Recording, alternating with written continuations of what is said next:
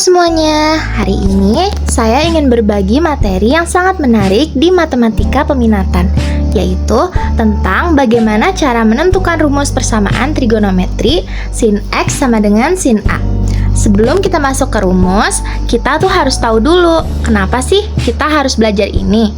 Dalam aljabar biasa, kalau kita punya X sama dengan 2, maka jawabannya cuma 1. Namun, dalam trigonometri, jawaban itu tak terhingga. Hal ini terjadi karena fungsi trigonometri itu bersifat periodik. Artinya, dia punya pola yang berulang-ulang seperti gelombang. Nah, untuk memahami kenapa rumusnya bisa muncul huruf K dan angka 360 derajat, mari kita bedah bersama melalui bantuan grafik kurva sinus berikut ini. Nah, sekarang coba deh teman-teman perhatikan grafik yang ada di layar tersebut. Garis gelombang berwarna biru ini adalah kurva sinus kita, dan garis hijau horizontal ini adalah garis potong atau nilai yang ingin kita cari. Titik di mana mereka bertemu disebut titik potong. Titik potong pertama yang paling dasar kita sebut saja A. Jaraknya yaitu dari 0 derajat ke titik berwarna hijau. Itu adalah sebesar A. Karena kurvanya terus berulang, mari kita cari kembaran titik A ini di gelombang-gelombang lainnya. Karena titik potong utama sudah diketahui, maka selanjutnya kita cari lagi titik potong yang berada di sebelah kanan. Selanjutnya titik potong kedua yaitu 360 derajat. Karena kurvanya sedang naik dan jaraknya sama, maka titiknya ada di 360 derajat plus A. Selanjutnya kita cari titik potong ketiga, yaitu pada titik 720 derajat. Lalu sekarang kita cari titik potong terakhir di bagian sebelah kiri, tepatnya pada titik minus 360 derajat. Nah, setelah kita sudah mendapatkan semua datanya, kita dapat tulis data tersebut. Nah, dari data tersebut, teman-teman bisa perhatiin bahwa nilai A di sini itu selalu kita tulis sebagai positif. Kenapa?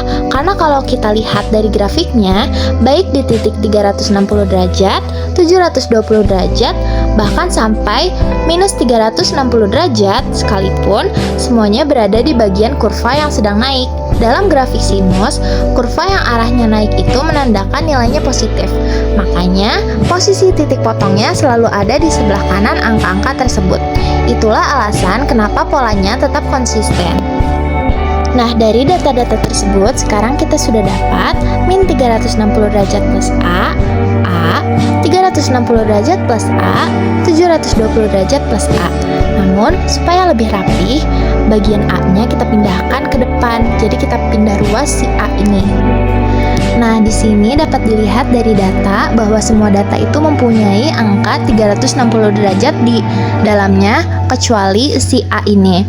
Nah, karena hanya si A yang nggak punya 360 derajat, makanya kita harus ngaliin si A ini dengan 360 derajat. Namun, hasilnya itu harus menghasilkan tetap si A. Jadi, di sini kita pakai A plus 0 dikali 360 derajat.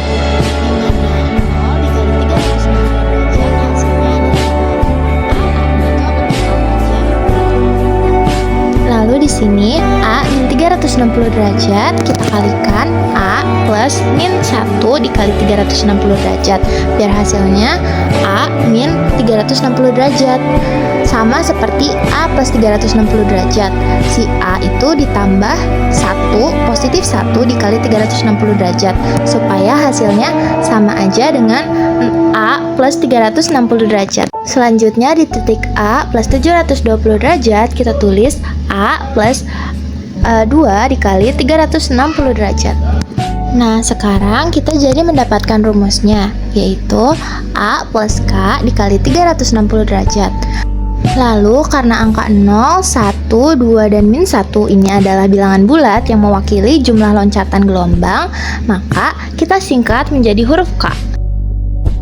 Sekarang perhatikan lagi grafiknya. Ternyata dalam satu bukit, garis hijau tadi memotong kurva di dua tempat. Tempat kedua ini ada saat kurvanya itu sedang turun. Jadi kita akan membuat titik potongnya di sebelah kiri titik A dan M, lalu lihat kurva yang arahnya menurun. Karena di sebelah titik 180 derajat itu sudah dibuat titik potong yang arahnya sama seperti jarak antara 0 derajat ke titik A, maka 180 derajat min A. Lanjut ke titik potong selanjutnya, yaitu titik potong 360 derajat, yaitu 180 derajat min A plus 360 derajat. Mengapa ada 180 derajat? Karena jarak dari titik 360 derajat ke titik selanjutnya itu adalah 180 derajat.